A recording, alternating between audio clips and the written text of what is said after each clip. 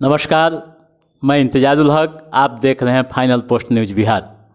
साथियों, आज हम होम गार्ड के जवानों की दुर्दशा व उनके ताज़ा हालात पर बयान करने जा रहे हैं। उनकी क्या स्थिति है, उनका जीवन स्तर क्या है, वे किस तरह की समस्याओं से जूझते रहते हैं और उनके वेलफेयर के लिए, उनके कल्याण के लिए सरकार की क्या योजना है, इन तमाम मुद्दों पर हम बात करेंगे। इससे पहले आइए हम जिला नियोजन पदाधिकारी सह श्रम अधीक्षक से बात करते हैं और जानने की कोशिश करते हैं कि उनके लिए उनके स्वास्थ्य, शिक्षा, कंप्यूटर यानी स्किल डेवलपमेंट के लिए क्या क्या योजनाएं चलेगी और कब से चलेंगी। लेबर सुप्रिंटेंडेंट साहब, आपका बहुत बहुत धन्यवाद। थैंक यू एन जारुल जी। जिला समादेष्टा महोदय मोतिहारी के द्वारा अनुरोध किया गया था कि श्रम संसाधन विभाग की जो योजनाएं हैं जिससे कि होमगार्ड के जवानों के परिवारों को आच्छादित और लाभान्वित किया जा सकता है, उस संदर्भ में उन्होंने कल एक कार्यशाला रखा था और उसमें मुझे भी आमंत्रित किया था। तो श्रम संसाधन विभाग की जो नियोजन पक्ष की जो कुछ स्कीम्स है उनके बारे में उनको बताया गया कि सबसे पहले जो मुख्यमंत्री के साथ निश्चय में आर्थिक हल युवाओं को बल योजना है, उसमें वे अपने जो परिवार के उनके जो बच्चे हैं, जो भी 15 वर्ष आयु से ऊपर के युवक और युवतियां हैं, किशोर हैं, तो वो सभी KYP सेंटर पर जो बेसिक कंप्यूटर का ज्ञान है, प्रशिक्षण है, भाषा ज्ञान है और जो पर्सनैलिटी डेवलपमेंट के लिए जो कोर्स कराए जा रहे हैं वो कोर्स ज़रूर करा लें। उसके लिए वो जिला नियोजनालय में किसी भी कार्य दिवस को आएँ या हमारे कार्यालय के जस्ट पीछे में ही जिला निबंधन एवं परामर्श केंद्र है, जहां हमारे डिस्ट्रिक्ट स्किल मैनेजर भी बैठते हैं, उनसे वो संपर्क करके और उसके बारे में जानें और वहां अपना एनरोलमेंट सुनिश्चित कराएं। क्योंकि बच्चों को आगे रोजगार दिलाने में स्किल जो ट्रेनिंग है वो काफ़ी आवश्यक है। उसके लिए उनको बताया गया, साथ ही उनको यह भी बताया गया कि यदि उनके परिवार की जो महिलाएँ हैं वो यदि किसी तरह का ब्यूटिशियन का प्रशिक्षण या वो भी कंप्यूटर का प्रशिक्षण या फिर सिलाई का और इस तरह का कोई भी पॉटरी वगैरह का प्रशिक्षण पाना चाहती हैं, तो बहुत सारे जो BSDM के स्तर से या फिर जन शिक्षण संस्थान के स्तर से और NSDC के माध्यम से बहुत सारे यहाँ ट्रेनिंग सेंटर्स चल रहे हैं जिस पे अलग अलग स्किल और जॉब रोल्स में ट्रेनिंग चलाई जा रही है। तो उसके लिए भी वो जिला नियोजनालय में आकर और अपना एनरोलमेंट कराएं, यहाँ पर अपना मार्गदर्शन कराएं, यहाँ उनकी काउंसलिंग की जाएगी कि वो किस उनकी योग्यता क्या है, उनका इंटरेस्ट क्या है, वो किस तरह का ट्रेनिंग लेना चाहती हैं। अधिकांशतः ट्रेनिंग जो है वो बिल्कुल निःशुल्क है सभी के लिए। सिर्फ कितना सेंटर है जिला में?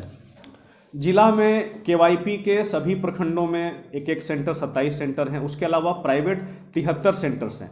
उसी प्रकार से जो NSDC के सेंटर्स हैं, तो यहाँ पर अभी ढाका में, मोतिहारी में, रघुनाथपुर में, रक्सौल में 4-5 जगह वो सेंटर चल रहा है। फिर उसके अलावा जन शिक्षण संस्थान का हमारा जो बरियारपुर बाईपास है, बड़ा बरियारपुर, वहाँ पर वो ट्रेनिंग सेंटर चल रहा है। वहाँ काफ़ी अच्छे ट्रेनिंग की फैसिलिटी है, जगह है और वहाँ ट्रेनर्स भी बहुत अच्छे हैं, तो उसका लाभ वो लोग ले सकते हैं। उनको कल जानकारी दी गई है। कंप्यूटर में क्या सिखाएंगे लोग, क्या बताया जाएगा? कंप्यूटर कोर्सेज में उनको बेसिक ट्रेनिंग, कंप्यूटर पहले है क्या, कंप्यूटर खोलना बंद करना, MS ऑफिस के बारे में, वर्ड में लेटर कैसे टाइप करते हैं, एक्सेल के बारे में, MS पावर पॉइंट के बारे में, साथ ही इंटरनेट कैसे यूज करते हैं, वेबसाइट कैसे खोलेंगे, ईमेल कैसे करेंगे, डिफरेंट यदि कुछ और गूगल पे कुछ खोजना है, कोई जानकारी प्राप्त करनी है तो वो कैसे करेंगे। तो एक कंप्यूटर अवेयरनेस जैसा कि आज के डेट में सबके लिए ज़रूरी है, तो वो सारे प्रोग्राम्स KYP में भी दिए जाते हैं और जो हमारे BSDM के जो ट्रेनिंग सेंटर्स हैं या फिर जन शिक्षण संस्थान के ट्रेनिंग सेंटर्स हैं, वहाँ भी ये कंप्यूटर कोर्सेज बहुत अच्छे से विस्तार से करवाए जाते हैं। क्या यहाँ से रोजगार मिलेगा कंप्यूटर सीखने के बाद? रोजगार के लिए तो हम लोग लगातार प्रयासरत हैं। और नहीं, इसमें होमगार्ड के आश्रितों को, जो उनके फैमिली अगर आपके यहाँ ट्रेनिंग लेंगे? हाँ बिल्कुल, यदि वो स्किल ट्रेनिंग लेते हैं और कंप्यूटर का या फिर अकाउंट्स का या इस तरह का, तो हमारे यहाँ नियोजन मेला या जॉब कैंप का आयोजन होता है। मैंने लगभग मुझे 10 महीने हो गए जिला नियोजन पदाधिकारी का प्रभार लिए हुए, और हर महीने कम से कम हम लोग 2 जॉब कैंप जरूर आयोजित करते हैं और अलग अलग जॉब रोल्स के लिए हम लोगों ने आयोजन करवाए हैं, चाहे वो कंप्यूटर ऑपरेटर के लिए हो, सेल्समैन के लिए हो, या फिर ITI उत्तीर्ण जो थे उनके लिए अप्रेंटिसशिप वगैरह या ऑन जॉब ट्रेनिंग का काम हो। फिर पटना में जो जोमेटो या इस तरह की जो कंपनियां हैं जो अपना सेल्स और सेल्स बॉय के रूप में खोजती हैं, उस तरह का जॉब हो। तो अलग अलग प्रोफाइल्स में हम लोग प्रयास कर रहे हैं, बाहर की कंपनियों को इनवाइट कर रहे हैं, यहाँ बुला रहे हैं। अभी हमारा आने वाले 18 तारीख को भी एक हमारा जॉब कैंप लगने वाला है, वो भी एक सेल्स एग्जीक्यूटिव का ही है। तो प्रयास हम लोग जरूर कर रहे हैं। जॉब की गारंटी तो मैं नहीं कह सकता कि जो कंप्यूटर सभी लोग प्रशिक्षित हैं उनको जॉब मिल जाएगा, लेकिन वो स्किल्ड जरूर हो जाएंगे, वो उस जॉब को पाने के लिए एलिजिबल हो जाएंगे, उसके लिए कंटेस्ट करेंगे। बाकी उनकी अपनी क्षमता भी है। हम सभी जानते हैं कि रोजगार के अवसर निश्चित रूप से हमारी उस जनसंख्या के अनुपात में कम है, लेकिन हमारा पूरा प्रयास रहेगा कि जितने भी लोग स्किल्ड हों वो किसी न किसी तरह के या तो नियोजन से जुड़े या स्व व्यवसाय से जुड़े। इवन हम लोगों ने उनको मुख्यमंत्री उद्यमी योजना के बारे में बताया कि आप उद्योग ऑफिस में कॉन्टैक्ट कीजिए और वहाँ से जो 10 लाख तक का ऋण जो दिया जा रहा है और बिल्कुल 1% के वो रेट ऑफ इंटरेस्ट पे, उसमें भी आधी राशि बिल्कुल आपको फ्री रहेगी। तो ये सारी बातें उनको बताई जा रही है ताकि वो सिर्फ नौकरी के लिए नहीं देखें, वो स्वरोजगार के लिए देखें, एंटरप्रेन्योरशिप के लिए देखें, खुद का कोई व्यवसाय शुरू करें, ताकि वो हर किसी को रोजगार दिलाना आज के डेट में संभव नहीं है, लेकिन किसी न किसी रूप से उनको रोजगार से जुड़वाना हमारी प्राथमिकता जरूर है। कितने दिन का प्रशिक्षण होगा ये? अगर एडमिशन लेते हैं तो कितना दिन प्रशिक्षण? ये लगभग प्रशिक्षण एवरेज वो चूंकि घंटे का होता है, तो यदि महीने में लेंगे तो लगभग 3 महीने का कुल प्रशिक्षण कार्यक्रम उनका कार्य दिवस चलता है। क्या क्या और मतलब कंप्यूटर के अलावा और भी कुछ उसमें दिया जाएगा, जैसे ट्रेनिंग? बिल्कुल, अकाउंट्स का, टैली का जो सॉफ्टवेयर है उसकी भी ट्रेनिंग दी जाती है। और जिस तरह की ट्रेनिंग, यदि वो जॉब रोल्स हमारे पास बहुत सारे हैं, मतलब सिलाई में ही 3-4 तरह के अलग अलग वो एक्सपर्टीज होता है। क्या क्या है सिलाई में? क्या अगर सिलाई सीखना चाहती है महिलाएं, उनके घर के आश्रित हैं, तो उनके लिए कैसे उनको वहाँ सिलाई के लिए हमारे यहाँ जो जन शिक्षण संस्थान है, मैंने बताया छोटा बड़ियारपुर में, वहाँ पर ट्रेनिंग सेंटर्स है और एडवांस सिलाई मशीन्स वगैरह वहाँ पे इंस्टॉल्ड है। तो जो भी और SC और ST कैटेगरी के लिए वो बिल्कुल निःशुल्क है, और जनरल के लिए वो बहुत मिनिमम चार्ज है 100-125 रुपये महीने का, और उनको वो सारी फैसिलिटी वहाँ पे दी जाती है। और प्लस वहाँ पे प्लेसमेंट का भी प्रावधान है, मतलब काम करने के बाद उनको कहीं ना कहीं वो प्लेसमेंट कराने का, सिलाई से सीख रहे हैं तो वो भी कराने का वहाँ पर प्रावधान जन शिक्षण संस्थान में चल रहा है। अच्छा, बेरोजगारी की बात आप कहें, रोजगार कैंप की बात कहें, कितना लोगों को अब तक रोजगार मिला होगा यहाँ जिला में, और कितना मिलेगा आने वाले दिनों में? क्या कोई टारगेट है, कोई लक्ष्य है? टारगेट तो मैं हमेशा खुद के लिए सेट करता हूं कि मैं बेहतर करूं। विभाग से ऐसा कोई टारगेट नहीं है, जॉब कैंप्स का है, क्योंकि ये टारगेट मैं फिक्स नहीं कर सकता कि मैं इतने लोगों को रोजगार दिलाऊंगा। लेकिन जब से मैंने यहाँ पर चार्ज लिया है, 1000 से अधिक लोगों को अलग अलग क्षेत्रों में निश्चित रूप से जॉब कैंप में उनका चयन करवाकर और उनको भेजा गया है। और भी इस माह में, चूँकि विगत 2 माह से 2.5 माह से हम लोग सभी लोग पंचायत निर्वाचन कार्यों में थोड़ा व्यस्त थे, उसमें हम लोग भी प्रतिनियुक्त थे अलग अलग जॉब प्रोफाइल के साथ। तो अब हम लोग उस कार्य से फ्री हो गए हैं। तो अब हमारा पहला उद्देश्य होगा यहाँ लोकल स्तर पे जो भी हमारे यहाँ एस्टेब्लिशमेंट्स हैं, जो बड़े बड़े, जहाँ पर 20 से ऊपर 25 से ऊपर लोग काम करते हैं, उन एस्टेब्लिशमेंट में भी हम लोग नोटिस भिजवा रहे हैं और उनसे प्राप्त कर रहे हैं कि उनके यहाँ कितनी वैकेंसी खाली है लोकल स्तर पर। जैसे बड़े सेंटर्स हो गए, यहाँ पर मदर डेयरी है या वी मार्ट है, वी बाज़ार है, इस तरह के हीरो का शोरूम है। तो इस तरह के जो भी बड़ी एजेंसीज है उनके यहाँ का वो हम लोग आकलन करा रहे हैं, और उनके यहाँ यदि 2, 4, 5 सीट खाली है तो वैसे सीट्स को क्लब करके हम लोग और फिर जॉब कैंप का आयोजन करवाएंगे और कोशिश करेंगे लोकल लोगों को लोकल में ही रोजगार मिले।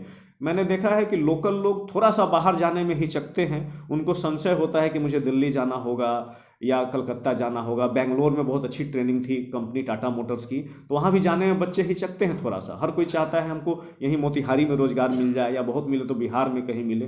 तो उसके लिए फिर हम लोग अब प्रयास शुरू करने वाले हैं कि लोकल स्तर पे जितने भी बड़े एस्टैब्लिशमेंट हैं उनके यहाँ जो भी रिक्तियाँ हैं उसको हम लोग NCS पोर्टल पर रजिस्टर्ड जो हमारे बेरोजगार युवक युवतियाँ हैं उनके माध्यम से उनको हम लोग मौका दिलवाएंगे कि उनको आप पहले मौका दीजिए उसमें अपनी योग्यता क्राइटेरिया के हिसाब से, और उनको उसमें नियोजन का काम करवाएंगे। अभी आपके यहाँ निबंधन का काम तेजी से चल रहा है, श्रम पोर्टल पर लगातार निबंधन, इसके पीछे क्या लक्ष्य है, क्या उद्देश्य है, क्या इसमें प्लान? जी बिल्कुल, बहुत अच्छा आपने सवाल पूछा। अभी हमारी एज अ लेबर सुपरिटेंडेंट मेरी पहली प्राथमिकता है कि इस जिले के जितने भी असंगठित कामगार हैं उनका ई-श्रम पोर्टल पर निबंधन 31 दिसंबर तक सुनिश्चित करवाना।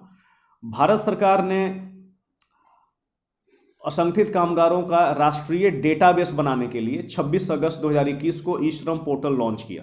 जिले में हम लोगों ने भी आदरणीय जिला पदाधिकारी महोदय और पुलिस अधीक्षक महोदय से इसको लॉन्च करवाया था विश्वकर्मा पूजा के दिन, और उस दिन हम लोगों ने जागरूकता रथ रवाना किया था। और अभी तक हम लोग इस जिले में लगभग 4.5 लाख से अधिक निबंधन करा चुके हैं। लेकिन दूसरा पक्ष ये है कि यह जिला बिहार का दूसरा सबसे पॉपुलेटेड जिला है, तो हमारा टारगेट भी उस अनुपात में दूसरा सबसे अधिक है। हमारा टारगेट लगभग 17 लाख है, तो यदि परसेंटेज वाइज देखें तो हम अभी 30% भी नहीं पहुंच पाए हैं। तो हमारे लिए चैलेंज है, चूंकि 3 महीने में पंचायत चुनाव थे और सभी VLEs जो होते हैं CSC के वो भी व्यस्त थे, बायोमेट्रिक वो उनको कराना होता था बूथ पे, तो उनकी भी, चूँकि निबंधन करना है उन CSC के केंद्र वालों को ही, तो वो भी अब फ्री हो गए हैं। तो अब हम अनुमान करते हैं, अभी हम लोग 5,000 एवरेज 6,000 के आसपास प्रतिदिन निबंधन करा रहे हैं, और इसको हम लोग गति प्रदान करेंगे ताकि 10,000 15,000 तक प्रतिदिन निबंधन करें, ताकि जो असंगठित कामगार हैं वो सब ई श्रम पोर्टल पर निबंधित हो जाए, सभी को प्रधानमंत्री सुरक्षा बीमा योजना का कवरेज मिल जाए। फ्यूचर में जो भी असंगठित कामगारों को लाभ मिलेंगे वो ई श्रम पोर्टल के माध्यम से ही मिलेंगे। सुरक्षा बीमा योजना से क्या लाभ मिलता है, कितना पैसा मिलता है? प्रधानमंत्री सुरक्षा बीमा योजना के तहत कोई भी व्यक्ति यदि कवर है तो उसकी डेथ के बाद उसके आश्रित को 2 लाख रुपए की अनुदान राशि वो दी जाती है। अच्छा, अभी हम लोग होमगार्ड के जवानों पर बात करते हैं, उनको स्वास्थ्य के लिए भी काम किया, उनके शिक्षा के लिए भी हॉस्पिटल खोलने की योजना है, पार्किंग खोलने की योजना है। क्या है इसमें, हॉस्पिटल और पार्किंग में क्या क्या है? इसके बारे में तो कल विस्तार से वो डिस्ट्रिक्ट कमांडेंट साहब बात कर रहे थे और SP साहब भी थे वहाँ पे। तो बिहार जो होमगार्ड के जो आदरणीय DG मैडम हैं शोभा वहतकर मैडम, उनके द्वारा उनके कल्याण के लिए काफ़ी सारे प्रयास किए जा रहे हैं, और एक प्रोजेक्ट वो प्लान किया गया है कि चूँकि होमगार्ड के जवान जो हैं वो कहीं ना कहीं कम वेतन भोगी हैं, जो सामान्यतः जो सरकारी सेवक होते हैं, यदि उन्हीं के कैटेगरी के यदि लिया जाए, पुलिस डिपार्टमेंट में जो कांस्टेबल्स होते हैं उनके मुकाबले इनका भत्ता या वेतन कम है। तो इनको चूँकि ये भी काम उतना ही करते हैं और कहीं ना कहीं इनकी भी भूमिका उतनी ही ज़रूरी है, चाहे वो थाने में पेट्रोलिंग करते हों, अभी इलेक्शन में उन्होंने जो ड्यूटी की सभी में, हर कार्यालय में, हमारे यहाँ भी उनकी प्रतिनियुक्ति है यहाँ कार्यालय में, तो लोग काम करते हैं अपनी पूरी निष्ठा से। तो उनके लिए जो उनके परिवार को जो लाभ मिलना चाहिए वेलफेयर से रिलेटेड, उसके लिए उनका प्लान है, और विस्तार से इस बार में जिला समादेष्टा महोदय ही वो ज़्यादा बता पाएंगे। मैं जितना सुना उतना ही मैं आपको बता रहा हूँ।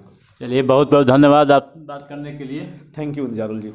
अभी जिला नियोजन पदाधिकारी सह श्रम अधीक्षक राकेश रंजन जी रूबरू हो रहे थे और ये बता रहे थे होमगार्ड के जवानों के वेलफेयर के लिए किस तरह की योजनाएं चलाई जा रही है और क्या उन्हें लाभ मिलेगा, विस्तार से जानकारी दे रहे थे। इसके अलावा उन्होंने ई श्रम पोर्टल की भी जानकारी दी कि कैसे किस तरह से यहाँ असंगठित क्षेत्र के कामगारों का निबंधन हो रहा है और आगे भी होगा। आप देखते रहिए फाइनल पोस्ट। हमें दीजिए इजाज़त। नमस्कार।